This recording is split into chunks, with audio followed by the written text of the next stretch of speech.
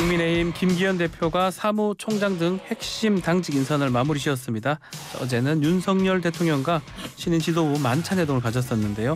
당과 대통령실이 일사불란하게 움직이는 모습입니다만 집권 여당이 용산 출장소로 전락했다는 비판도 있는 상황입니다. 자, 국민의힘 김정재 의원과 좀 더 자세한 이야기 나눠보겠습니다. 의원님 안녕하세요. 네, 반갑습니다. 자, 먼저 당직 인선 총평부터 한번 들어보겠습니다. 사무총장에는 재선에 이철규 의원이 임명됐는데 네. 근데 또 한편 또 친윤이 다 많은 거 아니냐, 일색 아니냐 이런 평가도 있는 것 같습니다. 우리 네. 김정재 의원님께서는 어떻게 보십니까? 근데 지금 친윤 뭐 일색이다 네. 이런 말에는 제가 전혀 공감이 안 됩니다. 왜냐하면은 다들 아시겠지만 지금 국민의힘이 지난 대선을 이제 기점으로 해서 네. 국민의힘 지금 당내의 의원님들이 거의 대부분이 한 95% 거의 친윤입니다. 그러니까 그러니까 윤 대통령과 함께 예. 지난번에 운동을 했었고 또 지지를 했었고, 그러니까 과거의 친일 친박 이런 개파들이 다 없어진 거죠. 네.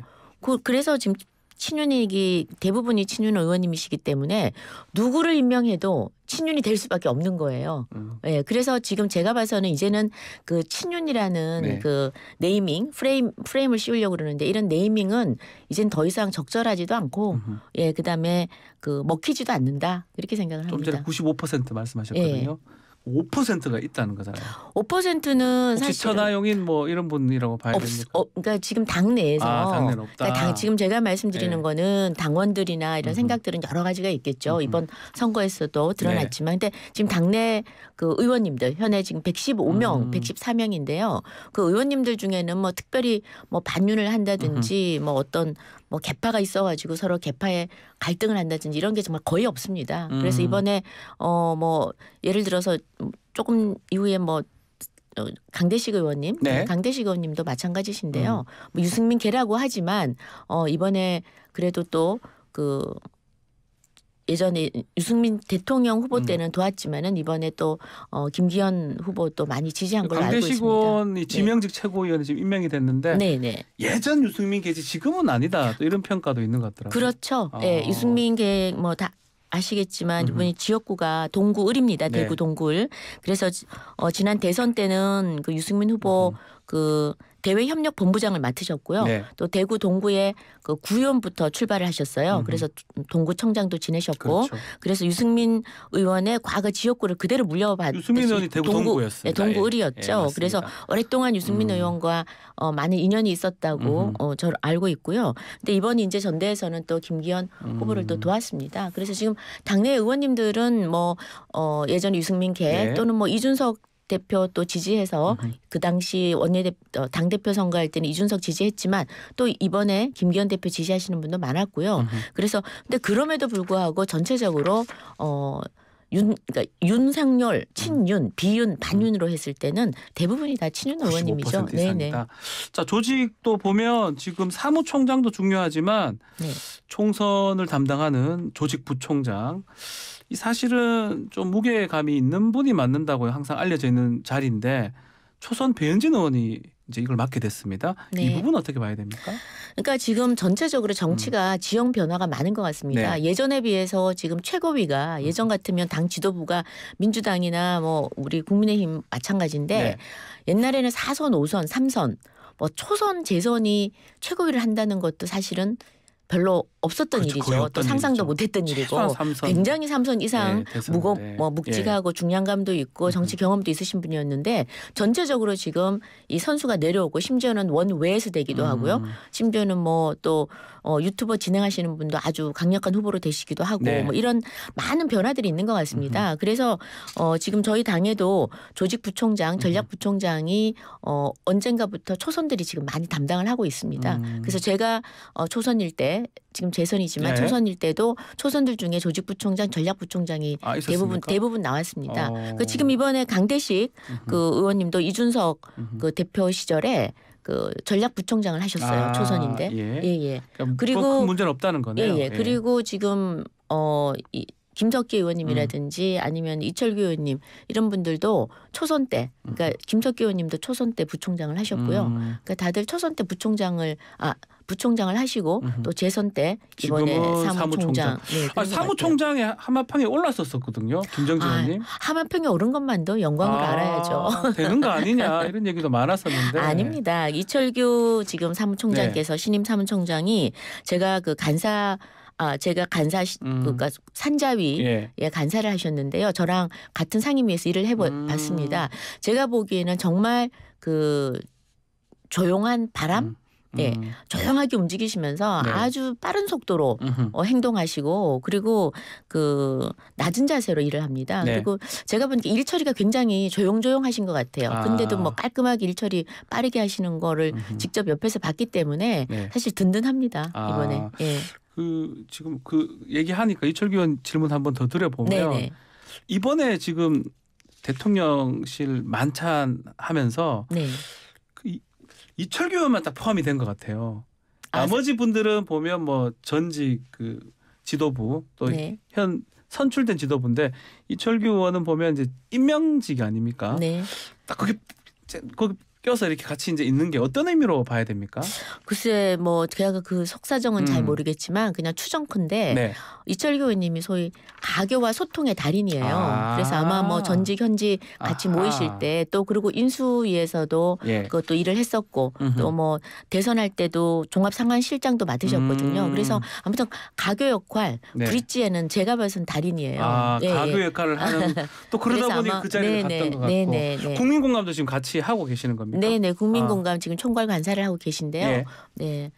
그런 역할을 하고 있기 때문에 그 자리에 갔을 가능성도 있을 것이다. 아니요. 국민공감하고 무관하죠. 그건 상관없지만 아마 지금 이번에 사무총장 신임 사무총장 자격으로 아마 같이 가셨을 것 대통령 같습니다. 신임도 좀 더 두텁다 이렇게 봐야 되는 겁니까? 신임이 두텁죠. 네. 알겠습니다. 일을 굉장히 오래 같이 했었고 대선 때부터 지금 거리에서 계속 일을 했기 때문에 신임도 두텁고 또 당내에서도 뭐 많은 의원님들로부터도 굉장히 그 소통을 많이 하시다 보니까 협상도 잘 하시고요. 그래서 신임이 두터운 편입니다. 알겠습니다. 자, 어제 김기현 대표가 안철수 의원을 만났습니다. 자, 오늘은 한교안 전 대표 만난다는 얘기도 있고요. 근데 지도부 발언을 좀 보면 자꾸 이제 안철수 대표 쪽하고 이준석 전 대표 쪽하고 이 표용을 조금 의견 차이가 있는 것 같아요. 안철수는 좀 받는 거, 이준석 전 대표는 좀 내치는 느낌. 좀 어떻게 봐야 됩니까? 그러니까 제가 왜 이런 말들이 나왔나 봤더니 언론에서 계속 그 방송에서 오늘 같은 라디오 방송에서 질문을 하는 거예요. 그래서 그런 건가요? 질문을 계속 하니까 이건 대답을 안 할 수도 없고 대답을 하다 보니까 또 질문도 아주 그 좀 그 고약하게 해요. 그래서 그 이준석 대표 어떻게 할 거냐 막 이러는데 궁금하긴 궁금해서요. 너무 저는 그 다 안아야죠. 지금 사실 연포턴이라고 하는 게 뭐 인선을 꼭 어떻게 한다 이거보다는 이번에 출마하신 분들 이번에 천하람 후보라든지 안철수 후보, 황교안 후보님들 다들 그 우리 당원들이 다들 지지해 주신 분 아니겠습니까? 그래서 함께 일을 하면서 결국 윤석열 정부 성공 그리고 다음에 또 총선 승리를 통해서 그 어떻게 생각하면 일을 제대로 할 수 있게끔 하는 거 이게 목표 아니겠습니까? 그래서 그것을 위해서라면 당연히 열고 안고 뭐 다 해야죠. 할 수 있는 건 다 해야죠. 이준석 전 대표도 안아야 된다. 공천도 줄 수 있다. 이렇게 얘기할 수 있는 겁니까? 아니 당연히 안아야죠. 안아야 되는데 본인이 안기기 싫어서 나는 안기기 싫다 그러는 사람을 억지로 안을 수는 없는 거 아닙니까? 그래서 저는 이준석 대표께서도 당연히 뭐 한계가 어디 있겠습니까? 포용의 한계를 둘 수는 없죠. 그러나 이제 뭐 본인이 싫다 그러면 우리가 뭐 아무리 좋은 자리라도 본인이 싫다 그러면 어쩔 수 없듯이 그러니까 포용은 저는 한계가 없다고 생각을 합니다. 또 공천 문제는 지금 공천 문제를 얘기하는 아직까지는? 거는 너무 시기상조죠. 그 최고위원들이나 이렇게 하는 얘기들이 라디오나 이런 데서 인터뷰 과정에서 하는 얘기지 궁극적으로는 그래도 같이 받아야 된다 이렇게 생각하시는 거군요. 이런 자발적인 발언을 하신 게 아니라 이제 질문을 하니까 뭐 지금 한 최고위원께서는 그 사람이 잘 안 바뀌니까 사람이 잘 안 바뀌니까 이준석 대표 왜 그러면 이준석 대표가 지난 그 이번 경선에서도 그랬고요. 전당대회에서도 그랬고 그 이전에 한 행동을 쭉 보면은 굉장히 당의 어떤 갈등 유발을 하고 또 당의 해가 되는 사실은 그런 소리를 많이 냈었습니다. 그러니까 굉장히 당원들로서는 안타깝고 특히나 이렇게 최고위원들 이번에 전당대회 출마했던 사람들은 사실 전대를 통해 가지고 당이 갈등하고 분란을 일으키면 안 되거든요. 네. 근데 그런 것들이 너무 많다 보니까 지금 아직 이제 전대가 끝난 지 얼마 안 돼서 아직은 우려의 목소리가 나오는 것 같습니다만 시간이 지나면 또 상처는 나물게 돼 있고 서로가 또 같은 당의 한솥밥을 먹는 사람이라면 그런 분란의 목소리는 좀 이제 내서는 안 되지 않느냐 그런 생각을 합니다. 알겠습니다. 자, 어제 주례 대통령 만났던 만찬 얘기하면서 주례 회동을 좀 부활시키겠다. 월 2회 얘기가 있었는데 혹시 이게 당무 보고하는 자리가 되지 않겠냐 이런 걱정이 벌써 있는 것 같습니다. 그 부분 어떻게 보십니까? 대통령과 당대표는 뭐 보고를 받고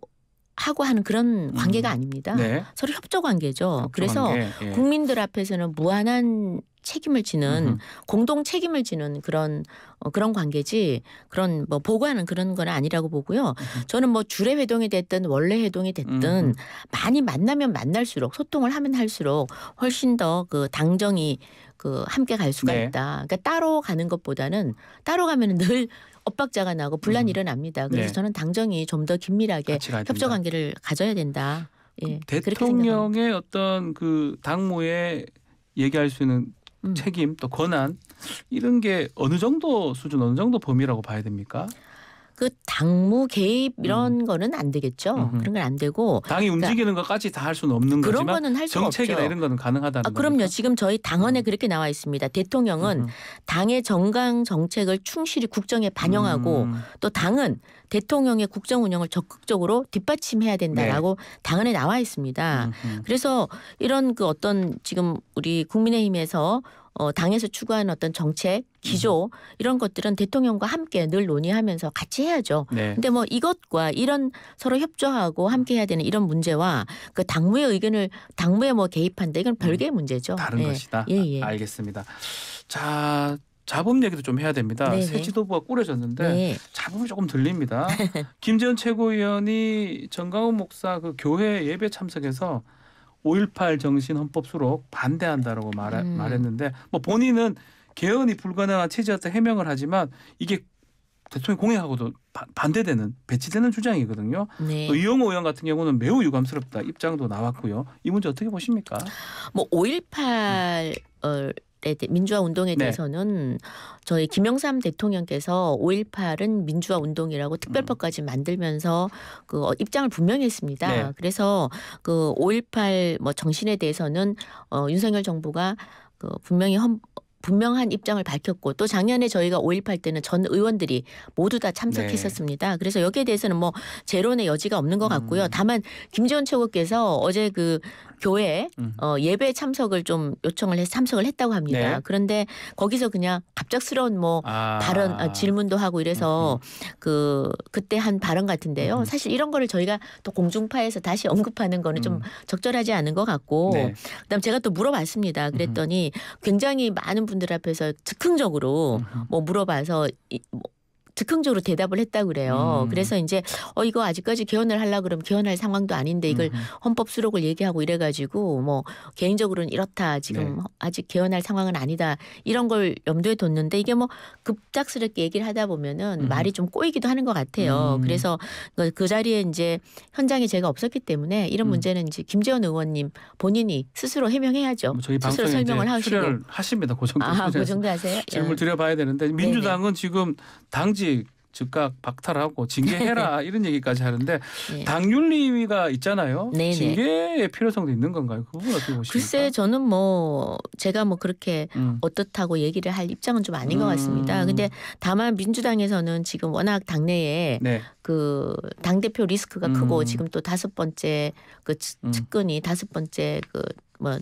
극단적인 선택을 예. 하다 보니까 지금 뭐 조금만한 뭐라도 하나 생기면은 무조건 조금 과하게 대응하는 것 같으신데요. 이거는 저희 당에서 논의할 것 같으면 아마 지도부에서 논의를 하지 않을까 싶습니다. 어떨지는 모르겠습니다. 또 저는. 하나가 있어요. 네. 태영호 또 최고위원은 또 공식 회의에서 핵무장 네네. 발언을 또 했거든요. 네. 이게 참 이 대통령이 곧 이제 미를 하는데 국빈으로 이게 사실 좀 부담스러운 발언 아닌가요? 그렇죠. 뭐 근데 이제 오늘 이런 상황을 보면 네. 최고위도 굉장히 자유롭게 본인이 발언하고 싶은 대로 발언하는구나 이런 걸 좋게 또 보시는 측면도 있군요. 반증하는 것 같고요. 예. 그러니까 태영호 의원님께서는 뭐 다 아시다시피 그 북한 출신이십니다. 네. 그러니까 이번에 뭐 저희 지역 안배가 전국적으로 다 잘 돼 있지만 심지어는 북한 출신조차도 됐다고 그래서 지역의 안배 잘 됐다고 네. 그렇게 얘기하시는 분도 계신데 굉장히 북한의 이 지금 미사일 도발이라든지 이런 데 대해서 굉장히 그 민감할 뿐만 아니라 이 정말 북한에 대해서는 확실하게 응징을 해야 된다라는 생각을 갖고 계세요. 네. 누구보다도 북한을 잘 아시기 때문에 그리고 북한 상황에 대해서도 굉장히 정통하시고 그래서 아마 그 핵무장을 해야 되지 않느냐라는 개인적인 의견을 낸 것이라고 보고요. 아직까지 뭐 저희 당에서 공식적으로 그런 이야기를 아직은 한 적은 없는 걸로 알고 있습니다. 이거는 개인적인 네네. 의견일 것이다. 네. 이렇게 보시는 거군요. 자, 이 질문 한번 드려보겠습니다. 원내대표 이제 새로 뽑습니다. 네. 장제원 의원이 조금 고련이 됐었는데 불출마 의사를 표명했습니다. 네. 그러면 안 나오겠다 뭐 이런 게 봐야 됩니까? 아 그럼요. 장제원 의원님 분명히 안 나오겠다고 말씀을 하셨고 네. 지금 최근에도 빈배 말씀하셨잖아요. 네. 정말 모든 걸 다 내려놓는다. 아무것도 하지 않겠다. 예, 그리고 또 예. 심지어는 당이 힘들 때마다 본인이 문제 뭐 여론에서 조금이라도 문제가 돼서 조금이라도 당에 부담을 준다 또는 대통령에게 부담을 준다 이럴 때마다 모든 걸 내려놓고 네. 뒤로 물러났습니다. 그래서 최근에도 뭐 김장연대 이런 것들에 대해서 조금이라도 부정적 여론이 뜨니까 바로 나는 어떤 임명직도 맡지 않겠다. 그렇게 선언을 하시고 그냥 지역구로 가셔서 지역 주민들하고 함께 지낸 시간이 많았었는데요.